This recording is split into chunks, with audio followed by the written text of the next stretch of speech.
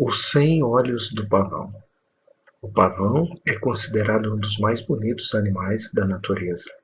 Essa beleza, no que diz respeito ao imaginário, torna-se elemento-chave nas narrativas e nas artes que associam o pavão com as divindades hindus e budistas, com o orgulho e com a vaidade. Este artigo busca apresentar de que forma os simbolismos do pavão foram transmitidos e adequados, desde a Índia antiga até a Europa medieval, onde a ave figurou na criatividade cristã como um emblema da imortalidade de Cristo e dos pregadores da Igreja, acompanhando também narrativas hagiográficas e imagens bíblicas. Quando é imaginado o pavão, logo vem à mente o animal de peito azul e cauda multicolorida, com formas e padrões que lembram olhos, e cuja exuberância remete à vaidade e o orgulho, prontamente associados ao pavão. Embora não tenham sido atribuídos à ave desde a antiguidade, como atesta Esopo ou Cláudio Eliano, parece ser a roupagem simbólica predominante a partir do século XIX, sendo, junto com o cravo, o tema preferido dos artistas vitorianos e da Art Nouveau, como William Morris, 1834 a 1896, Auguste Delaherche, 1857 a 1940, ou Alphonse Mucha, 1860 a 1939. A Antiguidade e a Idade Média não desconsideraram as caracterizações do pavão relacionadas com a vaidade e com o orgulho, mas os simbolismos da ave nessas épocas parecem ter sido mais ligados a aspectos positivos, desde as divindades e suas virtudes, nos imaginários oriental e greco-romano, até a imortalidade de Cristo e aos pregadores no Ocidente cristão. Origens simbólicas orientais. Familiar do fazão, o pavão é uma ave originária do Oriente, embora existam 3 espécies de pavão. A mais figurada na arte é o pavão indiano. Além deste, existem o pavão verde, encontrado no sul da China, onde o uso das penas do pavão designava a mais alta categoria dos oficiais da dinastia real de Ming, 1368 a 1644, e em regiões como Tailândia, Birmânia, onde foi eleito emblema de seus monarcas, e Camboja, e o pavão do Congo, habitante de florestas tropicais. Oriental, por natureza, os primeiros registros simbólicos e artísticos do pavão são frutos das criatividades hindu e budista, que fizeram da ave uma acompanhante frequente de suas divindades, pelo brilho intenso, pelos padrões encontrados nas penas da sua cauda, que lembram estrelas, e pela formação de um círculo quando é aberta em momentos de cortejo. O hinduísmo fez da ave símbolo do céu, do infinito, de nosso astro central. Isto é, o Sol está sempre em sua forma inteira, brilhando a ponto de ser impossível observá-lo a olho nu, e ainda assim sentir sua influência, tal como os fiéis sentem suas divindades.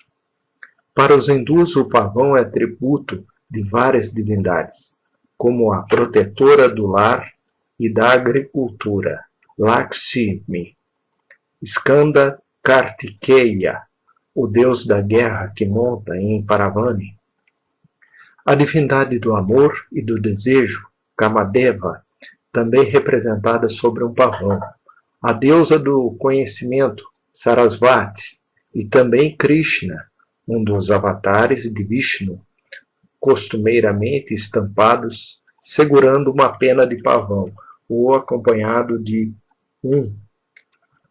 O destaque do pavão na Índia atravessou milênios, sendo encontrado em relevos do templo budista de Sankar Stupa, século I e II a.C., até que em 1963 foi eleito pássaro nacional. A importância do pavão na Índia foi também prática. A ave ou partes dela apresentam-se como ingredientes da medicina. O cirurgião Susruta, século VI a.C., prescreve que o rei deve diariamente ter em sua dieta a carne do pavão. De acordo com a Charaka Samhita, obra fundamental da medicina tradicional Ayurveda, escrita por Charaka, século I ou II, a carne do pavão é benéfica para a visão, audição, inteligência, voz, etc.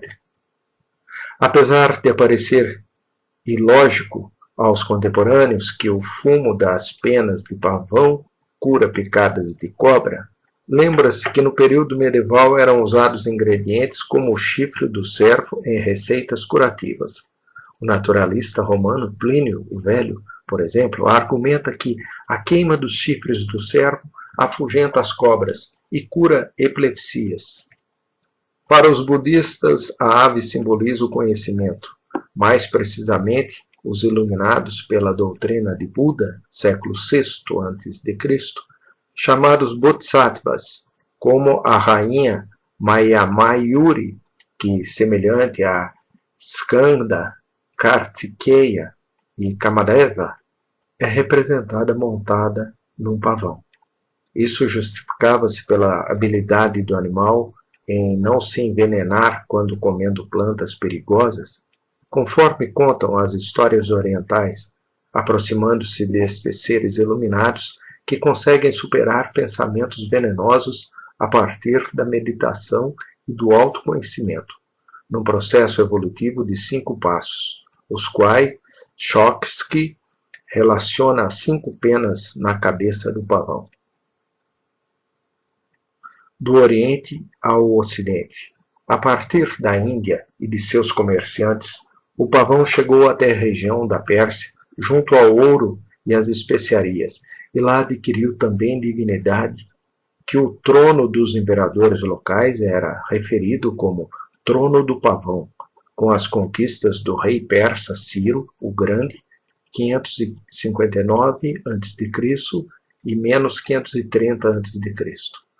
O animal, naturalmente sedentário, foi distribuído por todo o Império Persa a Aquemênida, que tinha controle de regiões que iam da Anatólia ao Afeganistão e do Cáucaso à Arábia. Nota-se, porém, que séculos antes disso, se considerados como fontes os textos bíblicos, o pavão já se encontrava em terras hebraicas, levado pelo rei Salomão, 1050 a.C. e menos 931 a.C., até Jerusalém. As passagens do livro, encontradas em Reis e depois repetidas nas crônicas, narram a transferência do animal da cidade de Tarsis até a cidade sagrada dos judeus. De acordo com Jackson, estes são os primeiros relatos da presença do pavão sendo levado em direção ocidental. Os trechos podem, no entanto, conter descrições de relatos esporádicos, como se os animais existissem pontualmente na corte de Salomão, e em pequenos números. Lê-se em Reis. Todas as taças que o rei Salomão usava para beber eram de ouro, e toda a baixela da casa da floresta do Líbano era de ouro puro. Com efeito, o rei tinha no mar uma frota de Tarsis com a frota de Irã, e de 3 em 3 anos a frota de Tarsis voltava carregada de ouro, prata, marfim, macacos e pavões. Nair considera que, inubitavelmente, os fenícios introduziram o pavão na Terra Santa, no Egito e nos reinos da Ásia Menor, uma vez que eram eles quem dominavam o comércio marítimo nas regiões do Golfo Pérsico e o Mar Arábico. Ainda assim, é distante a ideia de que haveria pavões em Jerusalém, da mesma forma como haveria tempos depois em Roma. Parece que para o povo do deserto, eles não tinham grande inspiração simbólica nesses primeiros séculos, e a presença deles na Terra Santa não representou um fator decisivo para a introdução do animal na Europa, tendo isso mais a ver com as rotas comerciais persas, fenícias e depois helênicas. Talvez o pavão tenha sido levado para a Grécia pelos soldados e mercadores das tropas de Alexandre o Grande, 356 a.C. a menos 323 a.C., que encontraram no animal um objeto valioso. O imperador helenístico, conta-se, levou 200 pavões para a Macedônia. Porém, argumenta-se que o pavão já era conhecido na Grécia antes do tempo de Alexandre. Teria havido uma diáspora de descendentes dos pavões de Salomão? Um produto disseminado pelos fenícios ou pelas rotas aquemênidas. Não existe convergência sobre a origem dos pavões na Grécia, mas é verdade que autores antes do período de Alexandre já conheciam a ave.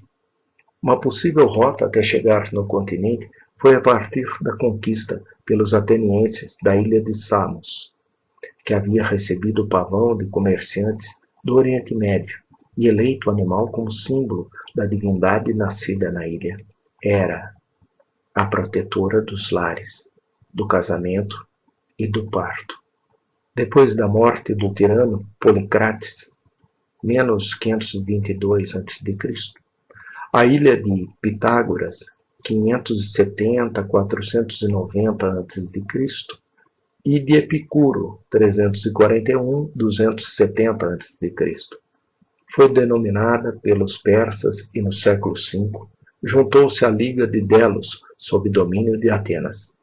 Foi durante esses dois marcos que o pavão provavelmente chegou a Samos.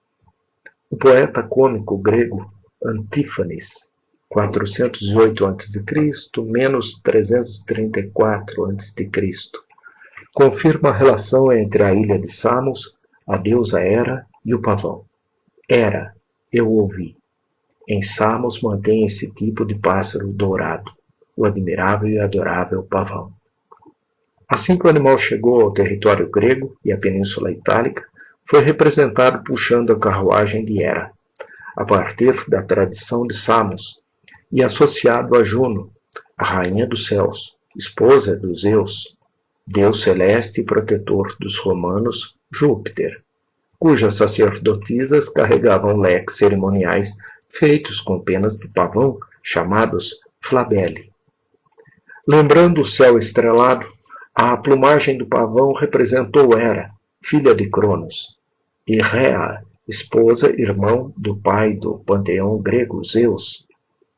A mitologia apresenta que a divindade de Samos quase surpreendeu a traição de Zeus com Io, transformada pelo poderoso em uma bezerra, que Hera exigiu como presente. A fim de afastar Io de seu marido e irmão, a deusa colocou o titã gigante de 100 olhos, Argos Panoptes, vigiando o animal. Zeus, em sequência, deu ordem a Hermes para assassinar o titã e libertar a amante em forma de bezerra. Como tributo e agradecimento pelo serviço prestado, Hera colocou os olhos do titã em um pavão, que então ganhou 100 olhos em sua cauda.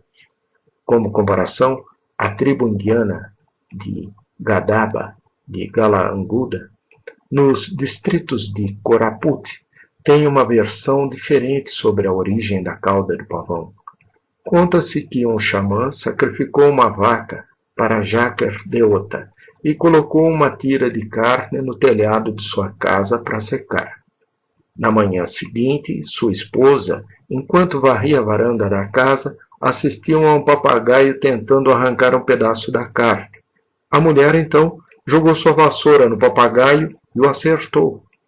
Foi quando a vassoura se transformou no pavão, mantendo o colorido do pássaro e as cerdas da vassoura. Fora do contexto mitológico, são vários os autores clássicos que escreveram sobre o pavão, e nesse caso, já fazendo associações entre o animal e o orgulho ou a vaidade. Lê-se na fábula do grego Esopo, 620 a.C., menos 564 a.C., o pavão e a grua. O pavão zombava da grua por causa da cor de sua plumagem. Minha roupa é de ouro e púrpura, já a tua plumagem não tem nenhuma beleza. Só eu, respondeu a grua, canto entre as estrelas e meu vôo me leva às alturas. Tu, igual a um galo, caminhas pela terra como a galinhada. Melhor a glória em Andrajos que a desonra no Fausto. O grego Aristóteles, 384 a.C., menos 322 a.C., em sua História dos Animais, mantém ao pavão uma caracterização mais negativa que positiva. Em relação ao temperamento dos animais, considera o pavão um animal invejoso e orgulhoso de seus próprios ornamentos. Da Grécia a ave foi levada a Roma e espalhada pelo continente, chegando até a Inglaterra, como comprovam os mosaicos das vilas Keynsham e Woodchester, século II e IV. E no segundo século havia tantos pavões que garantiam a todos os nobres romanos a aquisição de um, sendo, portanto, natural que autores romanos também tenham escrito sobre o animal e que os artistas tenham garantido ao pavão representações em mosaicos e pinturas murais, em especial na arte funerária, que influenciou a arte dos primeiros cristãos. Plínio, o Velho, 23:79, apresenta uma narrativa mostrando elementos como o orgulho do animal, o brilho e colorido de suas penas e a sua presença na culinária. Vamos agora falar da segunda classe de pássaros, que é dividida em dois tipos: aqueles que dão presságios pelos seus tons e aqueles que proporcionam presságios pelo seu voo. Estes últimos, portanto, serão tratados por primeiro, e o pavão deverá preceder ao resto, tanto pela sua beleza singular, quanto pelo seu instinto superior e pela vaidade que exibe. Quando ouve ser elogiado, este pássaro espalha suas cores esplêndidas, especialmente caso o sol estiver brilhando no momento, porque assim elas são vistas em todo esplendor e com melhor superioridade. O autor e professor de retórica romano, Cláudio Eliano, 175-235, mais uma vez associa o pavão com o orgulho e a beleza. Estes, então, mostram-se como os dois atributos mais recorrentes nas narrativas greco-romanas. O pavão sabe que é o mais belo dos pássaros. Sabe também onde reside sua beleza. Orgulha-se disso e é arrogante. E ganha confiança pelas plumas, que são seus ornamentos e que inspiram o terror aos estranhos. O pavão na Idade Média, símbolo da imortalidade. As origens simbólicas do pavão, definidas a partir da Índia, atravessando a região persa, espalhando-se pelo Império Helenístico e depois pelo restante da Europa, o pavão chegou à Idade Média com simbolismos ambíguos, assim como grande parte dos animais descritos nos bestiários, manuscritos monásticos que apresentam-se aqui como importante repertório alegórico da natureza. Chegou como um animal de imensa beleza, relacionado ao orgulho e à vaidade desde a antiguidade, e por sua beleza especialmente, o pavão é encontrado em dezenas de iluminuras e marginálias de manuscritos medievais. Nas iluminuras do pavão, encontradas nos bestiários, a cauda do animal é principalmente seus ocelos. São os aspectos mais evidenciados pelos artistas, como no bestiário de Ashmole, século XIII. As marginálias podem estar habitadas por pavões que bastante lembram o animal como é na natureza, mas também de forma fantástica, como o pavão-leão do manuscrito turco Maravilhas da Criação, século XIII, composto por Zacariah Ay-Qaswini. Ainda que inúmeros manuscritos chamem a atenção para a beleza do pavão, na época a ave ganhou contornos místicos mais positivos em relação aos períodos precessores e posteriores, e as produções culturais da era focaram-se especialmente na relação entre o pavão e o Cristo imortal. A imortalidade, sendo o simbolismo do pavão durante a Idade Média, pode ser explicada a partir de três principais origens. A primeira é a da crença de que a carne do pavão não se decompõe. A segunda é a partir da tradição oriental de Skanda Kartikeya. E a terceira, a partir da herança artística da antiguidade, quando o animal era ilustrado em espaços funerários, pagãos e cristãos. Não é possível determinar como chegou aos europeus a ideia de que a carne do pavão não se decompõe e nem apodrece. Jackson dá uma possível explicação, argumentando que a carne do pavão, quando seca ao sol, prática encontrada na história da tribo indiana de Gadaba, depois de temperada com especiarias, torna-se rija e, por esta razão, decompõe-se mais lentamente que outras carnes. Foi essa característica que tornou possível a associação do pavão com Cristo e sua imortalidade. Santo Agostinho, 354-430, escreveu sobre as duas habilidades da ave que a associaram à imortalidade: a sobrevivência do corpo do pavão e a troca de suas penas todos os anos. Na obra Cidade de Deus, exemplificando animais que têm seus corpos preservados após a morte, o doutor da Igreja explica: quem, senão Deus, Criador de todos os seres, deu à carne do pavão real não corromper-se depois da morte? Isso, à primeira vista, parece incrível, mas um dia, em Cartago, serviram-nos um prato dessa ave.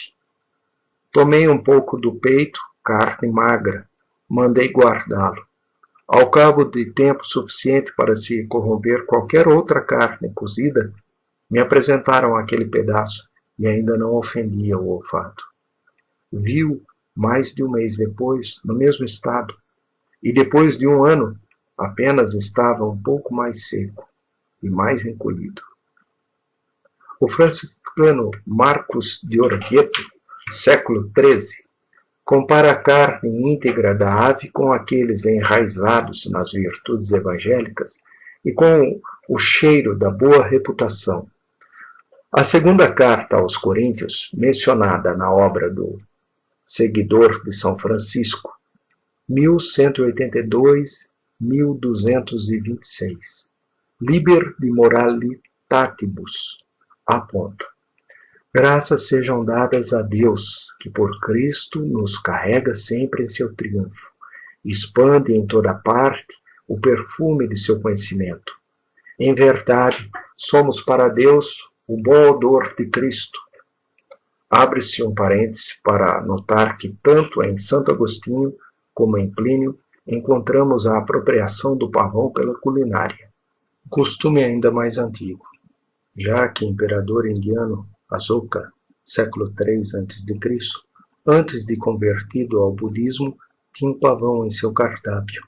Lê-se no De Re Coquinarie do gastrônomo romano Apicius, 25 a.C., menos 37 d.C. As almôndegas de pavão ficam em primeiro lugar se forem fritas até que amoleçam a pele. Nos banquetes medievais, esta ave também era servida com as penas reatadas ao seu corpo. Embora não tão popular, a receita aparece no livro Culinária Le Viandier, 1300. Por muito tempo atribuído a Guillaume Tirel, 1310-1395.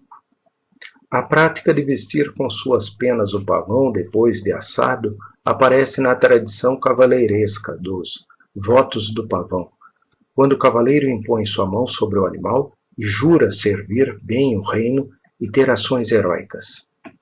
Será que para os medievais aquilo que era considerado bonito deveria ter um bom gosto? Fecha-se o parênteses a respeito da ave na culinária e volta-se a descrever as tradições que levaram os medievais a atribuir ao pavão o símbolo da imortalidade. A segunda fonte de inspiração vem do Oriente. A tradição conta que Skanda Kartikeya o deus guerreiro que monta no pavão Paravani, transforma o veneno das cobras em poções da imortalidade. O próprio Paravani tem sua beleza derivada da prática de matar as cobras.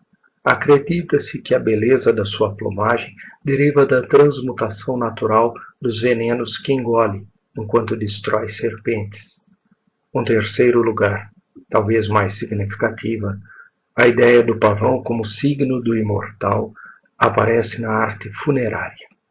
Nela, a ave aparece em composições murais junto a outros símbolos da imortalidade, também relacionados ao paraíso, como o pombo, as vinhas, os cântaros e ânforas, as guirlandas, entre outros. No complexo arqueológico romano de Viminacium, na atual Sérvia, encontram-se 2 pavões junto a uma ânfora, interpretado como símbolo da imortalidade. Pela permanente meditação sobre o ciclo da vida, o imaginário do pavão como símbolo da imortalidade passou da arte pagã à cristã, com naturalidade.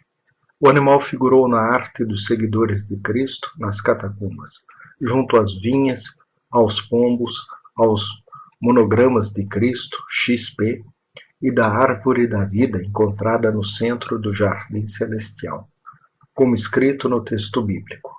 Quem tem ouvidos, ouça o que o Espírito diz às igrejas. Ao vencedor, conceder-lhe-ei comer da árvore da vida que está no paraíso de Deus. A composição do pavão duplicada, bebendo de um cálice ou cântaro, tal como encontrado em Viminacium, é a mais usada na arte medieval.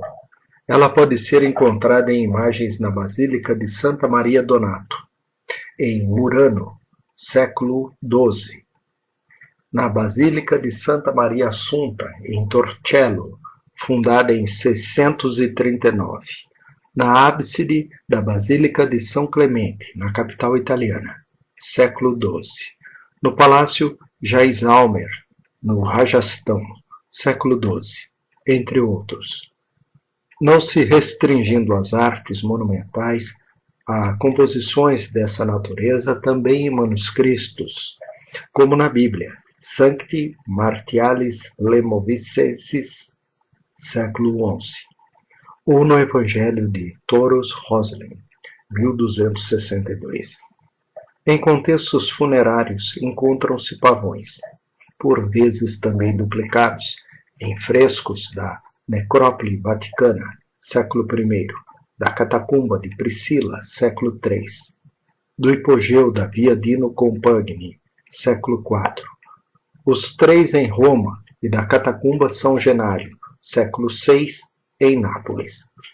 Também são encontradas as aves nos sarcófagos de Pórfiro, de Constantina, século IV, destinado à filha de Constantino, 272-337, e em outro reaproveitado pelo bispo Teodoro, na Basílica São Apolinário em Classe, em Ravenna, século V.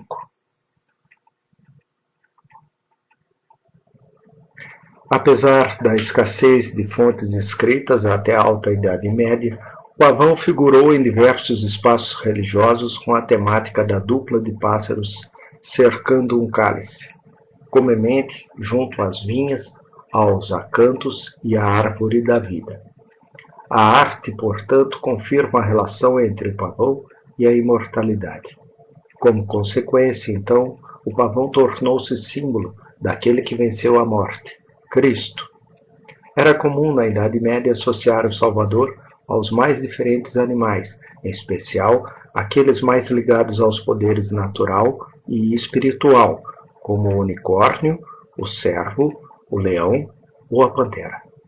Assim pode-se interpretar a figura do pavão nas artes medievais como emblema de Cristo. Outra demonstração que pode ser feita da aproximação de Cristo com o pavão é a inimizade deste com as cobras. Lembre-se, o pavão de Skanda Paravani, o matador de cobras, e da prática de queimar as penas da ave para afugentar as rastejantes. Recorde-se também que, mesmo com uma dieta baseada em grãos, pequenas plantas e arbustos e insetos, pavão também se alimenta de cobras. A divindade hindu Garuda é ilustrada matando uma serpente, e mesmo que Garuda seja considerado um homem-águia, foi das suas penas que foi criado Mayura, este por sua vez em formato de pavão. A palavra Mayura, no sânscrito, significa pavão. Na Idade Média, as cobras são mesmo signos do diabo, o grande dragão, antiga serpente, o chamado diabo ou Satanás, sedutor de toda a terra habitada. Portanto, afastar o pavão da serpente representa, simbolicamente, o combate entre o bem e o mal, entre Cristo e o diabo. Os simbolismos do pavão no Islã. A relação do pavão com a cobra aparece também na tradição islâmica. Para os seguidores de Maomé, 570-632. O pavão tem também simbolismos ambíguos. Na literatura, o pavão é encarado como um dos mais bonitos animais criados por Alá. E, ao mesmo tempo, é relacionado com a serpente, que leva o fruto proibido a Eva e ao anjo caído, Iblis, nominado Shaitan no Corão. No que diz respeito aos primeiros simbolismos, cita-se o Najm al-Balagha, um compêndio de textos teológicos escrito pelo poeta xiita Sharif Razi, século X, contendo mais de 200 sermões supostamente feitos pelo quarto califa e último profeta do Islã, Ali ibn Abi Talib, 601-661, primo e genro de Maomé. No sermão 164, lê-se sobre a criação do pavão. Você iria imaginar que suas plumagens são varas de prata e que os maravilhosos círculos de penas em formato de sol crescendo sobre o mais puro ouro e peças de verde esmeralda. Se você comparasse a qualquer coisa crescida na terra, diria que é um buquê de flores coletadas durante toda a primavera. Se você os comparasse a panos, eles seriam estampados e surpreendentes panos variegados do Iêmen. Se os comparasse a ornamentos, eles seriam como pedras preciosas de cores diferentes com prata cravejada. Diferente da tradição cristã, onde o pavão e a serpente tornam-se animais antônimos, na islâmica, os dois são em alguns casos tidos como parceiros e por vezes confundem-se. Autores islâmicos compilaram as histórias dos profetas na obra Qissas al-Anbiya. Nessa obra existe a associação do pavão e da serpente, e do anjo caído, Iblis. Conta-se que o anjo se recusou a prostrar-se diante de Adão, por consequência, foi expulso do paraíso. Uma atitude igualmente ambígua, já que a recusa de Iblis pode ser encarada como uma demonstração de seu monoteísmo. Tentando voltar ao paraíso, o anjo caído usa o pavão em sua estratégia, ameaçando a ave de extirpar sua beleza, caso ela não consiga roubar o fruto da árvore da vida. A serpente, nova personagem introduzida na história, reúne-se ao pavão e ao Iblis e consegue o fruto. O pavão, depois, carrega o anjo caído em sua boca e o leva até o paraíso. Na tradição muçulmana, aliás, é a partir da corrupção do pavão que as presas da serpente tornaram-se venenosas. O pavão e seus simbolismos no bestiário de Aberdeen. No imaginário medieval, além de Cristo em relação à imortalidade, o pavão simboliza a igreja. Encarada a cauda do animal como composta por olhos, os 100 olhos de Argus, conforme conta a mitologia clássica, tornam-se os 100 olhos da igreja. As narrativas medievais consideram os padrões das penas do pavão como semelhante aos olhos. O bestiário de Aberdeen considera que o pavão tem em suas asas penas tingidas de vermelho e, além disso, ele tem uma longa cauda coberta daquilo que eu poderia chamar e olhos, a partir de Jacques Derrida, 1930-2004. Simia argumenta que a fé está relacionada com a cegueira e, portanto, a interrupção da visão é uma forma de castração ou submissão à vontade de Deus. É a cegueira física que possibilita o despertar da verdadeira visão. Nas palavras de Jesus, para um discernimento é que vim a este mundo, para que os que não veem, vejam, e os que veem, tornem-se cegos. Se fosseis cegos, não teríeis pecado, mas dizeis, nós vemos, vosso pecado permanece. Torna-se difícil definir os 100 olhos do pavão como símbolos da visão verdadeira ou como símbolos do próprio pecado, mas parece verdadeiro que podem ser interpretados como figuras alegóricas que mostram a necessidade da castração ou da cegueira do fiel a fim de aproximá-lo da igreja. Também relacionando o pavão e a igreja, o bestiário apresenta a ave como símbolo dos membros dela, os doutrinadores, os pregadores e os santos. A narrativa se inicia com a explicação do nome do pavão. O pavão recebe seu nome, pavo, pelo som de seu choro. Em seguida, o documento comenta sobre a dureza da carne no animal e a dificuldade em ser cozida, e citando um trecho de epigrama do poeta hispânico Marcus Valerius Martialis, 38-41, 102, 104. Nota a semelhança das asas do pavão com joias. Você está perdido na admiração. Sempre que ele abre suas asas cheias de joias, você consegue entregá-lo, mulher do coração endurecido, ao cozinheiro insensível? Depois apresenta as já citadas passagens bíblicas que descrevem a transferência dos pavões de Tarsis para Jerusalém, pela frota de Salomão. O clérigo francês Hugo de Folloy, 1096, 1111, 1172. Em seu Aviarium, interpretou tais passagens da seguinte forma. Em primeiro lugar, Salomão retirava de Tarsis os animais que simbolizam a zombaria e a sensualidade, respectivamente, o macaco e o pavão. Assim, o povo de Tarsis poderia viver humildemente com a recente conversão. Então, os 3 anos que levavam até a frota de Salomão chegar ao destino seriam alegoricamente a meditação, a declaração e a ação. Portanto, a retirada do pavão da condição de sensualidade é realizada a partir da sua transferência para Jerusalém, tornando-se símbolo, então, ligado aos sermões e aos fiéis. É esta também a interpretação dada pelo bestiário de Aberdeen. Depois de explicar mais uma vez a etimologia do nome do animal, bestiário de Aberdeen cita a característica de que a carne do pavão não se deteriora.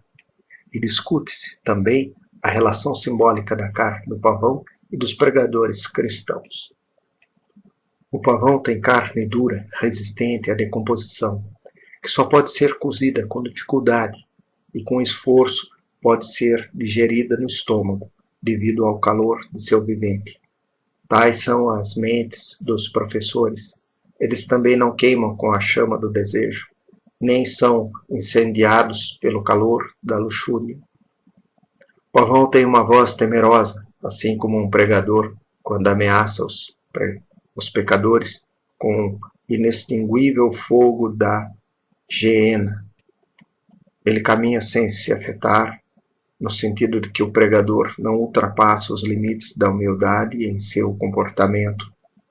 O pavão tem cabeça de serpente, enquanto a mente do pregador é mantida sobre sábia discrição. Mas a cor safira de seu peito significa que o pregador anseia mentalmente pelo paraíso. A cor vermelha nas penas do pavão significa seu amor pela contemplação. Vê-se, portanto, que tão incorruptível quanto a carne do pavão é a mente dos pregadores cristãos. Tão temerosa quanto a voz da ave é a palavra de tais pregadores, em direção aos pecadores. Ação comparada ao fogo de Geena, que é descrito na Bíblia como destinado aos ímpios. Caso teu olho direito te leve a pecar, arranca-o e lança-o para longe de ti, pois é preferido que se perca um dos teus membros do que todo o teu corpo seja lançado na Geena. É interessante notar a solução dos redatores para não ser inteiramente atribuído ao pavão o simbolismo herdado da antiguidade, como de um animal orgulhoso e vaidoso, e sim usar dessas noções para inspirar o leitor a buscar a humildade. Encontra-se que o pavão pode sim erguer sua cauda exuberante, mas, em contrapartida, deixa sua parte traseira exposta, tal como um pregador é ridicularizado quando se torna orgulhoso. Mas quando o pavão levanta sua cauda e expõe seu traseiro, da mesma forma que tudo que é elogiado na conduta de um professor, é ridicularizado quando ele sucumbe ao orgulho. O pavão, portanto, deve manter seu rabo abaixado, assim como aquilo que um professor faz deve ser feito com humildade. O franciscano Antônio de Lisboa, 1195-1231, em um de seus sermões dominicais, apresenta ideia semelhante. Comparando ao avestruz, o santo da capital portuguesa anota sobre o pavão que, ao ser louvado pelas crianças, mostra o esplendor das suas penas. E quando faz rodar a cauda, descobre torpemente os traseiros. Assim o hipócrita, ao louvar-se, mostra as penas da santidade que julga ter e faz a roda da sua vida. É também a partir da beleza do pavão e o risco que o animal corre em sucumbir à vaidade que o Fisiólogos, obra compilada possivelmente em Alexandria entre os séculos III e IV, busca uma alegoria para a aspiração cristã da humildade e da caridade. Aqui não é a exposição da parte traseira, a contrapartida simbólica do pavão, demonstrar sua vaidade e orgulho, e sim a tristeza do animal em olhar seus próprios pés, tão feios se comparados à sua cauda. O pavão é muito bonito, anda com grande beleza, e quando ele vê seu pé, ele chama tristemente e diz: ó Senhor, por que você não cria meu pé como meu corpo? Então você também, homem, cuide de todas as maravilhas de Deus que ele lhe deu. Você está olhando ao ouro e prata em você e não se lembra dos pobres. Pegue muito dos dons de Deus e o entregue à pobreza para transformar sua alma em vida eterna. Se você se machuca, pede ao médico pela cura. Cure suas feridas mentais, porque o remédio para a alma é a igreja e a caridade. Os santos e suas associações ao pavão. Além da relação com os membros do clero e com o Filho de Deus, existem exemplos iconográficos que situam o pavão junto a diferentes santos e cenas bíblicas. Mesmo que possam ser associadas às penas, às auréolas dos santos, cada um deles relaciona-se à ave por determinadas razões, diferentes e únicas entre eles. Existem alguns exemplos interessantes na arte medieval, onde o pavão, ou sua pena, é incorporado ao tema dos santos e às temáticas bíblicas. No bizantino Evangelho de Rábula, século VI, encontra-se a dupla de pavões em pelo menos duas cenas, acompanhando o altar da Virgem e também junto aos santos Eusébio de Cesareia, 265-339, bispo e historiador da Igreja, e o filósofo Amônio de Alexandria, século III. E esse mesmo arranjo aparece junto a São Pedro, século I, numa placa bizantina de prata, século VI, que mostra o apóstolo carregando a chave dos céus. O livro de Kells, o Evangeliário, de São Columba, 800, produzido por monges irlandeses, apresenta o pavão em várias situações, sendo duas delas mais significativas. A primeira mostra a dupla das aves, na parte superior do fólio, e em seu centro a imagem de Cristo. A segunda mostra a ave em meio ao trecho da passagem de São João, Quia descende de caelo, pois desce do céu. As duas referências tornam-se importantes para comprovar a figuração da ave como elemento.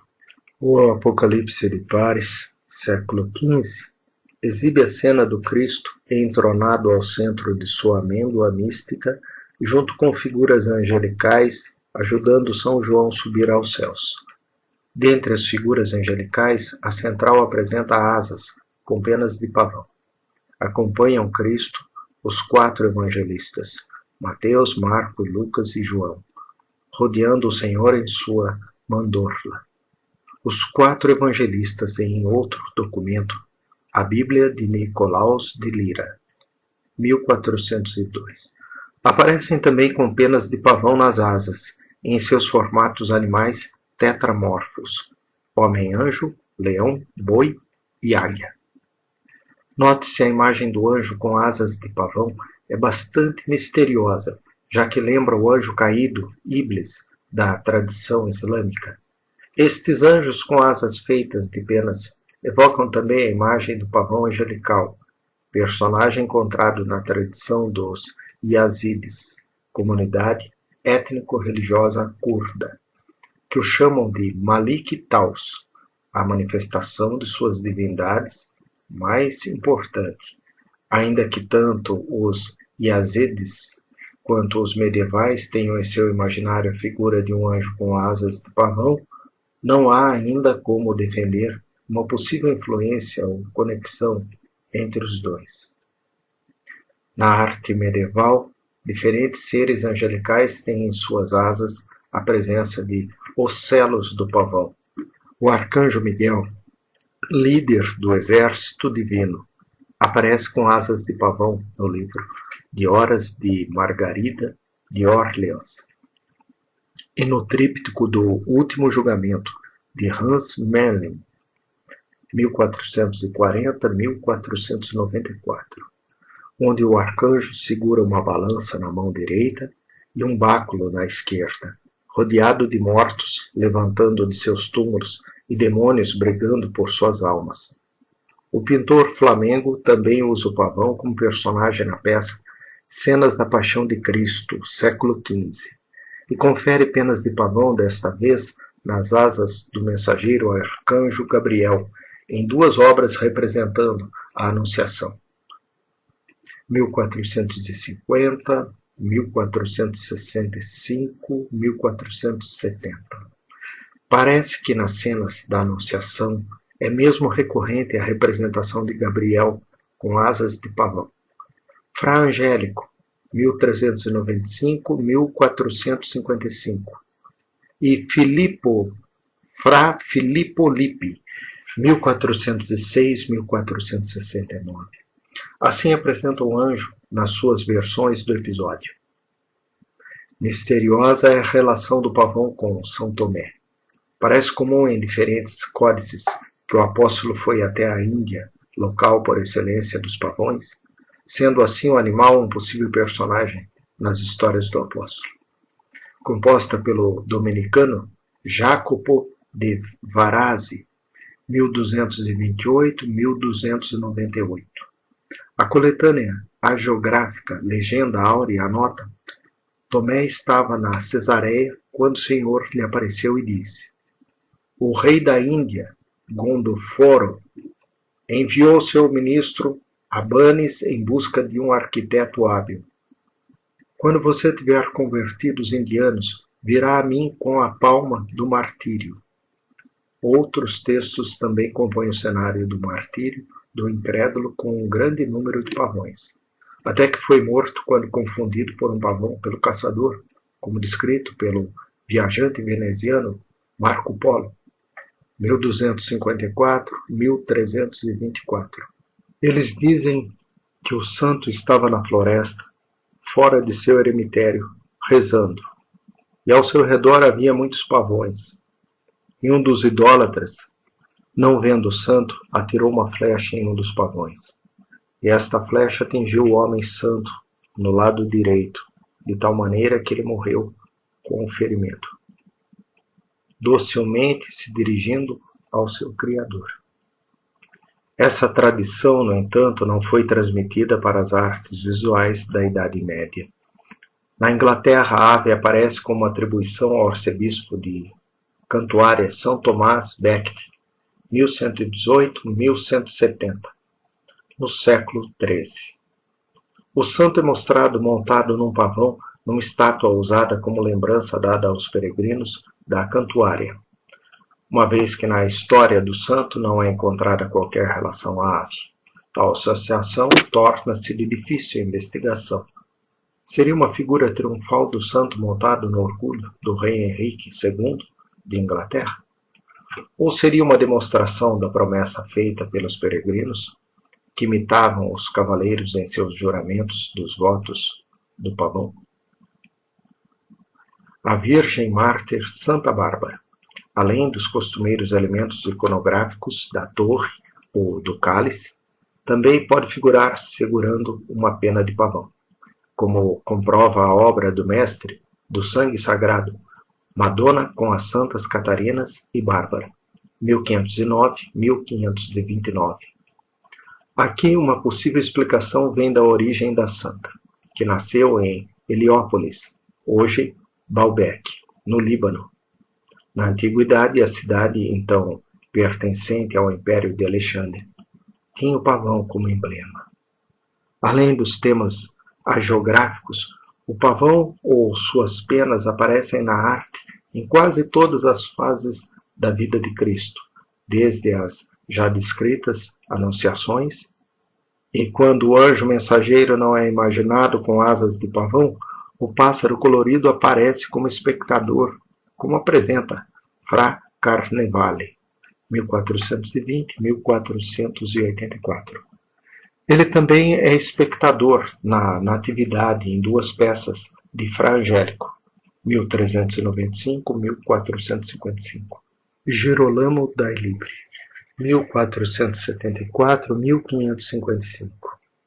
Em Madonna e Criança com Santos, 1520, mostra o pavão como o único representante do mundo animal na cena, evidenciado no alto de uma árvore. A ave é imaginada como habitante do Jardim do Éden, como na obra de Jacopo Bassano, 1510-1592. Por fim, até nos últimos episódios da vida de Cristo, o pavão está presente, como na Santa Ceia de Domenico Ghirlandaio, 1449-1494. As obras de arte mencionadas servem como comprovante de que o pavão figurou nas artes visuais durante a longa Idade Média, não como um símbolo na vaidade e orgulho, e sim como um animal crístico, figurando em todas as cenas de sua vida. E além de Cristo, o pavão associa-se na arte com diversos santos. Considerações finais. O pássaro de 100 olhos foi, desde a antiguidade, considerado um dos pássaros mais bonitos da natureza. Tal beleza inspirou a realeza e tornou o pavão um dos animais de prestígio nas artes decorativas e também nas figurações simbólicas. Não é ao acaso que diversos monarcas elegeram o pavão como inspiração de seus tronos em diferentes tempos históricos. Além dos já referidos persas, imperador Shah Jahan, 1592-1666, também responsável pela construção do Taj Mahal, tinha em sua posse o trono do pavão. No palácio de Linderhof, na Baviera, encontra-se também um trono decorado com pavões, comissionado pelo rei Luís II, 1845-1886. Por ser bonito e por ser exótico, o animal configurou-se como mercadoria de luxo, a partir de rotas indianas, fenícias, persas e helenísticas, necessária devido à não participação do pavão em ondas migratórias, a partir das rotas comerciais que a ave colorida foi distribuída pela Europa. Os simbolismos do pavão variaram de acordo com a tradição. Quando relacionado às culturas hindu e budista, pavão remete a diferentes divindades. Nos mitos clássicos, é associado a Hera e Juno, a última sendo a deusa responsável pelo surgimento dos 100 olhos do pavão. E ainda na literatura clássica, a ave é encarada como símbolo da vaidade e do orgulho. Na Idade Média, parece que o pavão foi um símbolo mais positivo que negativo. Foi essencialmente um símbolo da imortalidade de Cristo, herança pagã da associação entre a ave com a vida eterna, com o paraíso e outros temas fúnebres, o que representou o tema preferido na pintura de frescos nas catacumbas romanas. Assim, nas artes visuais, o pavão figurou como elemento decorativo, como símbolo da imortalidade e como personagem acompanhante de vários santos de cenas bíblicas. Em relação aos bestiários, estes focam na beleza do animal, mas não como forma de transformá-lo apenas em símbolo de vaidade e orgulho. Os compositores usaram de tais atribuições como mensagem moralizante, a fim de inspirar humildade e caridade. Afinal, quando orgulhosa, a ave abre o seu leque multicolorido, porém, ao mesmo tempo, expõe sua parte traseira, ou como fisiólogos sugerem, é desse orgulho e a vaidade do pavão que deriva sua tristeza ao ver os próprios pés. Conta-se pelo provérbio inglês: o pavão tem respeitáveis penas, mas desleais pés.